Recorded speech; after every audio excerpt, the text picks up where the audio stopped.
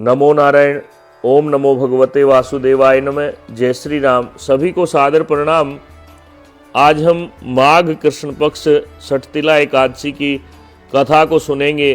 तत्पश्चात हम आपको उसका पुण्य फल भी बतलाएंगे।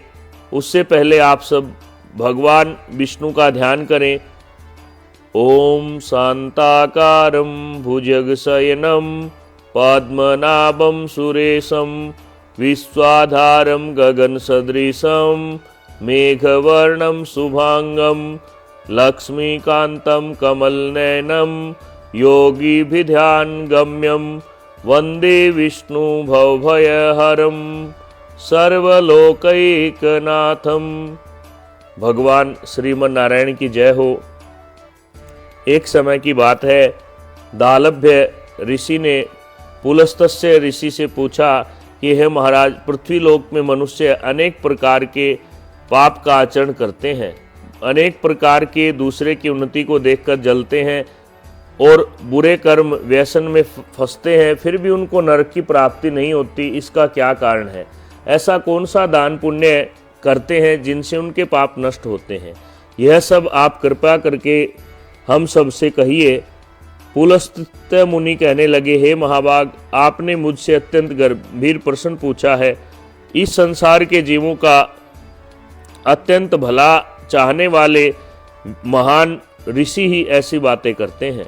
इस भेद को ब्रह्मा विष्णु रुद्र इंद्र भी नहीं जानते, परंतु यह गुप्त रहस्य मैं आपको अवश्य बतलाऊंगा। माघ मास में सठतिला एकादशी का व्रत करने से मनुष्य अनेक पापों का प्रायश्चित कर सकता है, परंतु उससे पहले उसको अहंकार, क्रोध, मोह, लोभ, ईर्ष्या, द्वेष आदि को त्याग करके भगवान विष्णु का स्मरण करना चाहिए। पुख्य नक्षत्र में गऊ के गोबर, कपास, तिल आदि मिलाकर के कंडे बनाने चाहिए और दसवीं के दिन 108 बार ओम नमो भगवते वासुदेवाय से उनका हवन करना चाहिए।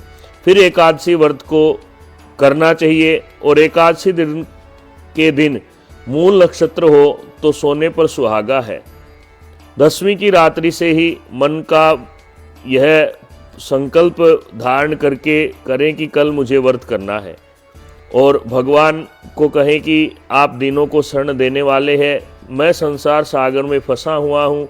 हे पुंडरीकाक्ष, हे विश्वभावन, हे सुब्रह्मण्य, हे पूर्वज, हे जगतपते, लक्ष्मी सहित आप इस तुच्छ अर्घ्य को ग्रहण करें। ऐसा कहते हुए परमात्मा को प्रणाम करते हुए सोना चाहिए।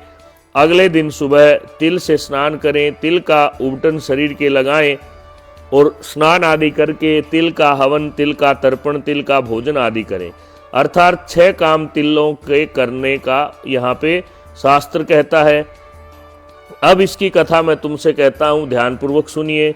एक समय नारद जी ने भगवान विष्णु से यही प्रश्न किया था। भगवान ने सठतिला एकादशी का महात्म्य नारद जी से कहा था, सो मैं तुमसे कहता हूँ। भगवान ने नारद जी से कहा, हे नारद, मैं तुमसे सत्य घटना कहता हूँ, ध्यानपूर्वक सुनो। प्राचीन काल में मृत्युलोक में पृथ्वी पर एक ब्राह्मणी रहती थी। वह सदैव व्रत किया करती थी। एक समय वह 1 मास तक व्रत करती रही। इससे उसका शरीर अत्यंत दुर्बल हो गया। यद्यपि वह अत्यंत बुद्धिमान थी, तथापि उसने कभी देवताओं या ब्राह्मणों के निमित्त अन्न या धन का दान नहीं किया था। इससे मैंने सोचा कि ब्राह्मणी ने व्रत आदि से अपना शरीर शुद्ध कर लिया है, अब इसे विष्णुलोक तो मिल ही जाएगा, परंतु इसने कभी अन्न का दान नहीं किया, इससे इसकी तृप्ति होना कठिन है।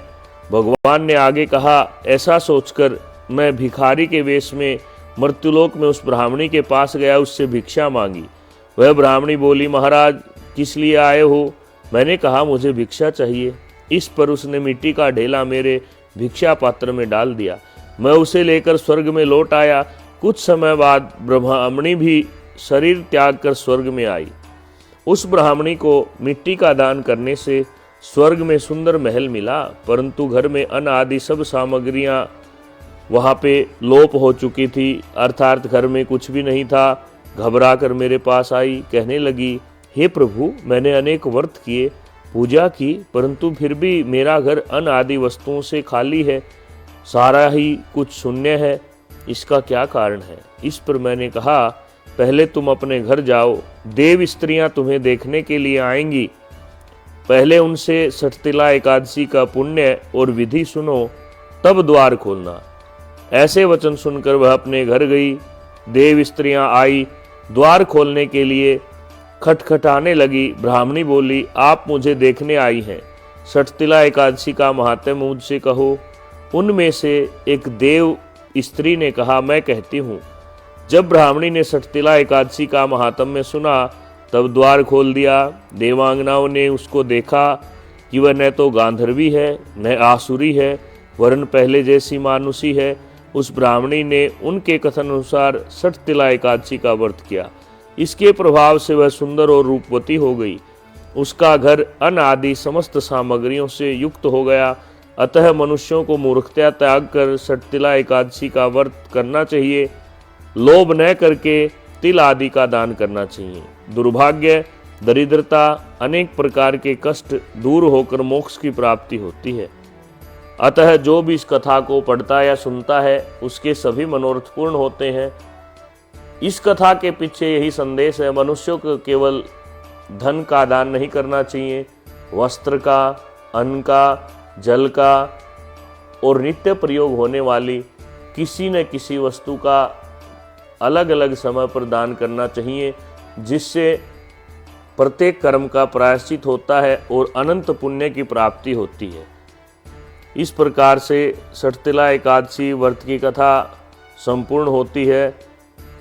इसी प्रकार कथा सुनने के लिए हमारे चैनल को लाइक, शेयर, सब्सक्राइब करें। धन्यवाद। जय श्री राम।